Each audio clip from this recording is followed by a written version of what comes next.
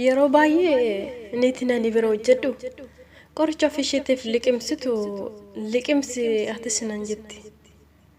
Mee kuni mudannoo kiyya kanarraa waa baay'ee barattu haga dhumaatti dhaggeeffadhaa viidiyoo kana hordofame.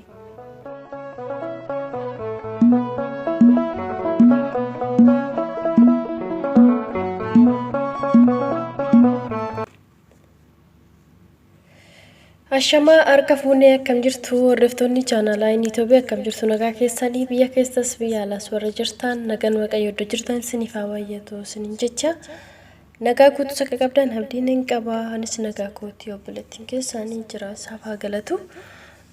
Egaa xiqqoo ishii dhifamana godhaa sagaleen koo sirra miti samoona akka carraa na dhukkuba ture innaa kana naaf kalchaa isiniin jechuu barbaadetanii sagalee kootii fi egaarra waa tokko isiniif qabadhee dhufe tarii wanti na mudate kun isinillee mudachuu danda'a yoo isin mudachuu baatillee akkasuma immoo akka irraa barattanii fi akka irraa of eegdaniif isiniin jechuu barbaada. Egaa akkuma dura irraa argitanitti mudannoo qoricha dogoggoraan namaaf kennuudha. Mudannoon kuni ana jechuudha yeroo baay'ee irra deddeebi'ee na mudata jechuudha. Maaliif akka ta'e garuu hin beekani homaan beektuudhaan ta'e waan nuti itti kennine fudhatti jedhanii ta'e yeroo baay'ee irra deddeebi'ee naaf kennama jechuudha. Maaliif qoricha tokko nuti gaafa fudhannu akka carraa yoo mataa keenya nu dhukkube qofaadha kan qoricha isaa panadoon jedhan sana fudhannu jechuudha. Isayyuu gabaarraa yookiin faarmaasirraa iddoo intini bakka garagaraatti gabaarraas ni argama waan ta'eef isa qofaadha jechuudha kan nuti ajaja doktoraan alatti fudhannu jechuudha. Kanaan alatti qorichoonni biraa mana yaalaa deemanii dhiigni kee ilaalamee qaamni kee waa hundisaa maramarameetu waan qaama keetiif yookiin dhukkuba keessanaaf ta'u doktorri siif ajajee siif kenna yookiin immoo qoricha akkana faarmaasirraa deemitoo bitadhu sa'aatii akkanaatitti fudhadhu sa'aatii akkanaatitti jedhee irratti barreessee waan akkasii sana namaaf kennaa jechuudha. Ani kanan beeku akkasittiin jechuudha. Namni maramarameetu dhiigni isaa qoratamee dhibeessaa maal akka ta'e akkasittiinidha kan qorichi namaaf kennamu jechuudha. Ani akkasittiin nan beeka yoo fudhadhellee ajaja doktoraatiin fudhadha malee wanna qoricha isaa mataa nama dhukkubu panadoon isa jedhan sanaan alatti waa tokko fudhadhu jechuudha. Ani akka mataa kootti jechuudha. Osoo akka barbaade na dhukkube yoo mana yaalaa nageessanii qoratame malee fudhadhu jechuudha. Innaa amma asirratti ani wanti na mudate yeroo baay'ee irra deddeebi'e jechuudha. Fakkeenya hamma samoona kana jechuudha.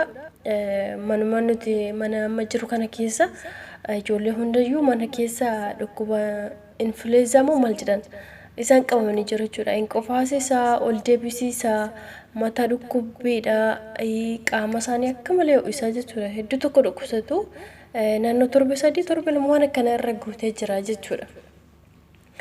Innaa amma manni mul'inni dhukkubsatu ijoolleen illee jechuudha. Qoricha yeroo yerootti kennuufi mana yaalaa geessanii qoratamanii dhukkuba influenzatiin qaban akka jiran itti himanii jechuudha. Innaa amma isaanirraa natti darbee natti fakkaata anas jechuudha. Garuu haa ta'u malee isaanii qofaasisaa akkuma kiyya sagalee isaanii waa hundisaa jijjiiramee jira waan ta'eef amma maal godhaa anas na dhukkubee guyyaa lamaa fi mataa kana akka malee na dhukkubee dugda kun na dhukkuba osoo na dhukkubu garuu hojiilee ni hojjedha garuu akka malee na dhukkuba jechuudha. Mataa kiyya danda'uuf hin baadhu jechuudha. Haa ta'u malee jechuudha. Kana gidduutti anuma dhukkubuma ijoollee qabe kanatu qaba jetteetu kan ofii isaanii dura mana qaban jechuudha. Samoona kana bitatan iyyuu miti jechuudha qoricha jechuudha. Kana liqimsettee kun qoricha amma argaa jirtan kana isa kanaaf kennite jechuudha. Kanaaf barreeffamni isaallee ani intini miti jechuudha. Influenza isa jedhamu kana qorichi kun gaariidhaan liqimsinaan jette. Isayyuu sa'aatii 4 gidduutti liqimsinaan jettee naa kennite jechuudha. Inni ani influenzaadhaan qabamee yookiin immoo qofaadhuma ta'e yookiin akkasumaan ta'e wanti beekamu hin jiru. Maaliif hin qoratamne kaa? Tariin ijoolleen isaan mana keessa jiran sila qabamanii fi anis akkuma isaanii kana qabame jedhee osoo hin qoratamin qoricha isaan fudhatan yookiin immoo waan ishiin liqimsi kun gaariidhaan jetti kana fudhachuu hin qabu. Garuu waan yeroo baay'ee jechuudha ishii jedhee tanarraa fudhachuudha qoricha. lakki nan barbaachisu kuni naaf hin ajajamne jedhee hin didu. Ishi jedheeti fuudha. Garuu guyyaa tokko liqimsa hin beeku jechuudha. Qoricha mataa dhukkubbii panadoon sanaan alatti hin liqimsu. Garuu qoricha isheen kennitu immoo ishuma jedheeti irraa fuudha. As deebi'eetiin inumaan kaa jechuudha bootaa biraa yookiin immoo yoo guyyaa isaa tureyyuu booda qoshashatti sagata malee liqimsa hin beeku. Kanaaf yeroo baay'ee yeroo tokko immoo amma kuni kanaan tareera garuu qoricha isheen kennite sana amma isaan hin liqimsine jechuudha. Maaliif kini dhuma isa mataa panadoon isaan qofa liqimsaa jechuudha akka mataan kun itti furuuf malee. Kanaan alatti qoricha biraa yoo dooktoriin ajaje malee liqimsa waan isheen naan jetteen. Guyyaa yeroo tokkos jechuudha. Intiniidha garaatti baattee turte. Namoonni garaatti baatan immoo intiniidha. Dugdi isaanii ni dhukkuba yeroo ciisu ni dhukkubsatu miti. Ciisuu hin danda'ani waan garaatti baataniif dugdi isaanii kuni kan dhukkubbii dugdaa sanaaf lafee dugdaa sanaaf ta'u qoricha isaa mana yaala deemtee fudhattee turte jechuudha. Maal fakkii isaatii yoo irra jira jechuudha. Isa fudhattee turte achi inni liqimsiti jechuudha waan garaatti baattu dugdi dhukkuba lafee kana isaaf kan kennameef jechuudha ishee fajaajamee kan dubartii garaatti baattuuf jechuudha. Innaa dhaggeeffadhaa dhugaa yoo barumsa isinii ta'uu danda'a namoota fillee sheer godha.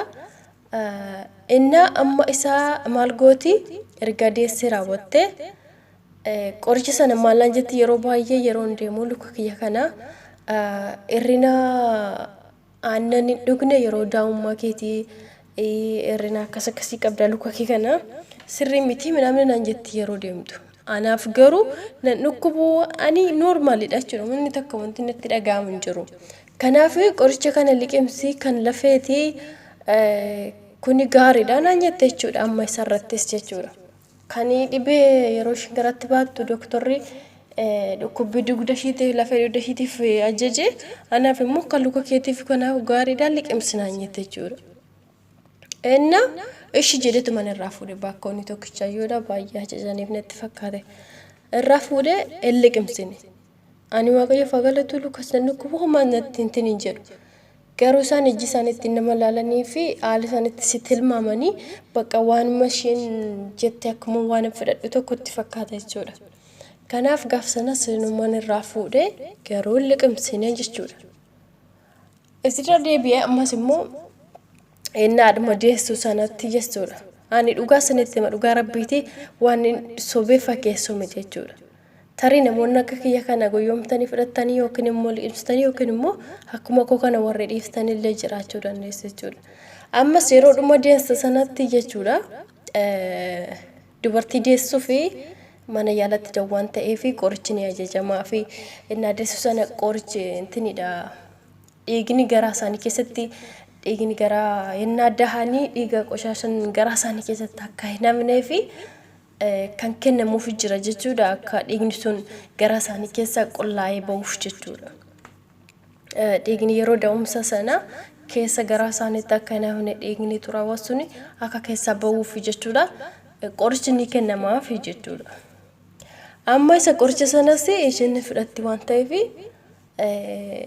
anammoo yeroo baay'ee yennaa pireedinatti dhufe akka malee na dhukkuba jechuudha. Hojiilee hojjechuu hin danda'u ol na deebisiisa. Dhugaatiin jedha mataallee ol qabadee deemuu hin danda'u jechuudha. Guyyaa sana hundi isaanii ni beeku waan ta'eef ni ciisa jechuudha. Ani hojjechuu hin danda'u. Kanaaf mallaan jettee amma gaafa sanas qoricha kana liqimsi naan jette jechuudha. Ani da'umsa qoricha garaashii keessaa dhiigni yeroo da'umsaa sun akka qullaa'uuf doktoroonni kennaniif sana inni pireediin sitti dhufe inni si dhukkubu kana liqimsi naan jette jechuudha.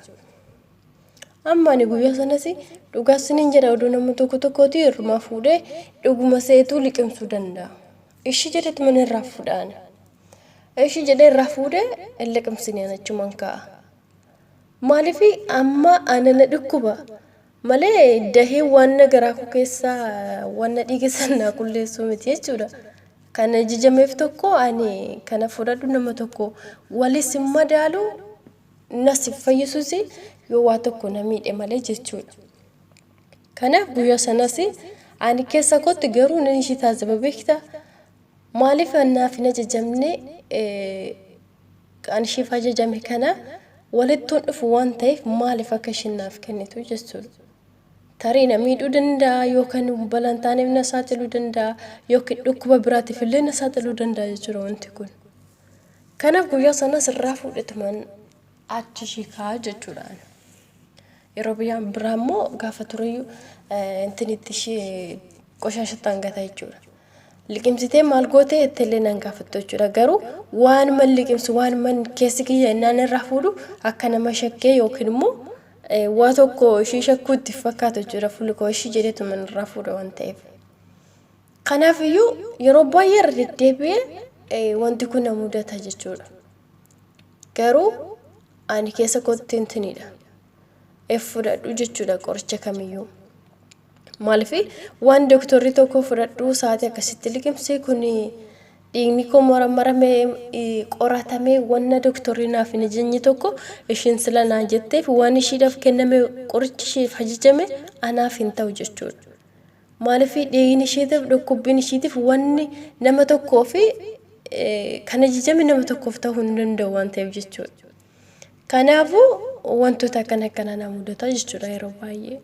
Kanaaf innaa dhukkubsattanii kan doktoriyyuu waan taane jechuudha maadaamiin keessan. Yoo mana yaalaa sin geessitee sin qorachiistee qorichi kun dhibee keessaniin wal madaalee doktorri isiniif ajaje malee kan isin jedhanii deemanii kun qoricha si fayyisa liqimsi jedhanii yookaan isinii bitanii yookiin kan mana qaban jechuudha. Yoo isiniif kennan liqimsinaa dhugaa isiniin jedha. Sababni dogoggora intinidha qoricha namaa kennuudhaan doktoroonni mataa isaaniitiin nama meeqa qoricha dogoggoraatiin nama waraanii nama meeqa lubbuu balleessanii nama meeqa immoo qaama isaanii gimmaasha adoochanii kan algaarratti hambisan nama meeqadha. Kanaafuu doktoroonni iyyuu kan dogoggoraniitu nama lubbuu baay'ee dabarsu qoricha dogoggoraa kennaniifi yookiin immoo iddoon taane waraananii bakka waraanamuu hin malle sana yookiin bakka qorichi sun itti kennamuuf hin qabne qabu sana dhiisanii gara biraa gaafa kennaniif namni suni ni miidhama jechuudha.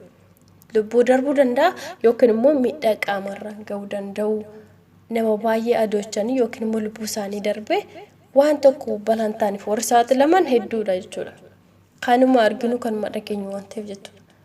Kanaafiyyuu of eeggannoo godhadhaa asirratti waan nama daamiin keessa isinii fiddee isinitti kennite yoo isin dhukkube aga barbaade sana dhukkubbii mataatiif isaa panadoon jedhamu kanaan alatti hin fudhatina waan doktorri isiniif ajaje malee jechuudha. Kanaaf waan isin mudatu hin beektan waan ta'eef jechuudha. Kanaaf of eeggannoo godhaa isiniin jechuu barbaada. Maaliif yeroo baay'ee irra deddeebitee waan akkasii kana naaf kennite jechuudha. Namni tokko gaafa ati callistu namumaan beekne yookiin immoo bakka waanuma isaan jedhan waan fudhattu sammuu kee keessatti ati waan si geggeessu yookiin si baasu wanna intini tokko waanuma beektutti fakkaatu natti fakkaate. Inna kanaaf dhugaa isiniin jedha qoricha isaa mataa nama dhukkubee panadoonni kana fudhataniin alatti waa takkaallee isaan irraa fuudhee liqimsu jechuudha. Maaliif naaf hin ajajamne egaa yoo mana yaalaa deemee naaf ajajama malee doktorri naaf kenne malee jechuudha. Kanaafiyyuu madaamoonni immoo keessattuu Araboonni yeroo baay'ee kan isaan jiraataniin nyaata osoo hin taane qallamni isaanii qoricha jechuudha. Xiqqaanis guddaanis inuma liqimsaa galgala ganama sunuma nyaatan. Akka waan nyaata ta'ee tokkotti jechuudha. Dhugaa fayyuma hin qaban ta'e hin beekan. Maaliif mana kanatti ammoo firiijiin gimmaashni qorichuma jechuudha. Sunisuma liqimsaa ijoollee xiqqaarfillee ni kennu maal godhu isumaan jiraatu jechuudha. Waaqayyoof galata nuti fayyaa nagaa keenyaan jiraanna normaalii dhumaanii inni akkasiin jechuu barbaada. As keessatti waan inni dogoggora jiraate dhiifa manaa godhaadha. Dhugaadha kuni wanna yookiin immoo fakkeessuu fi waa tokko barbaadeefis miti jechuudha. Kanaaf akka of eeggattaniif isin jechuu barbaada.